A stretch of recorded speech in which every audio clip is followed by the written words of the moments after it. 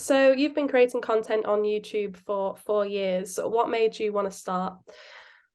There's a thing called Urbex, Urban Exploration, and it was sort of mooching around the abandoned buildings because there was so many in Salford when I started doing it. At first, it was just a bit of a roam around a building, but the more that I did it, the more I got into the history side of it. I started learning more about like what these places actually were. The more that I delved into it, the more I came away from the exploring side and started to document the history of these buildings and then share them with people. Have you found that also, obviously you've been doing it before the pandemic, that did the pandemic mean that a lot of places kind of closed as well? Is that something that you found or? It's only the traditional pubs that were always busy. The ones that were never really busy, they never really got back on the feet again, which is it's a crying shame because they've just knocked two down in Salford that I documented only a few weeks ago. And one was the Church Inn, which is, I think it was one of the oldest pubs in Salford. It was over 200 year old.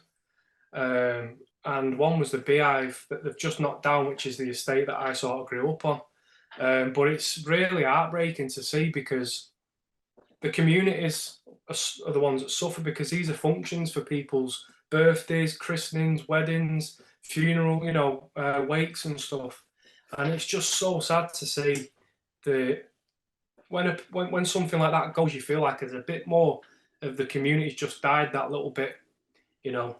Usually the subscriber count is like typically higher than view count on YouTube, but you have just over 4,000 subscribers. But then, like your highest viewed video has got over 200,000 views, and then your ones about Salford get like 9,000 and 8,000. So how do you feel about this? Great reception. I love the reception. Like I don't the how I've always gone about it is I'm not chasing any. I'm not trying to compete with any other YouTuber. I do get more of a great reception from Salford. Whenever I drop a video in Salford, it'll do quite well. Why do you think so many people are interested in what you do? Um, I personally think it's the nostalgia effect. I think they love the nostalgia of it. Um, some people know about the history already, and it's sort of a little reminder. Oh God, I used to live on that street, or wow, I remember that photograph being taken. And I think it's the nostalgia factor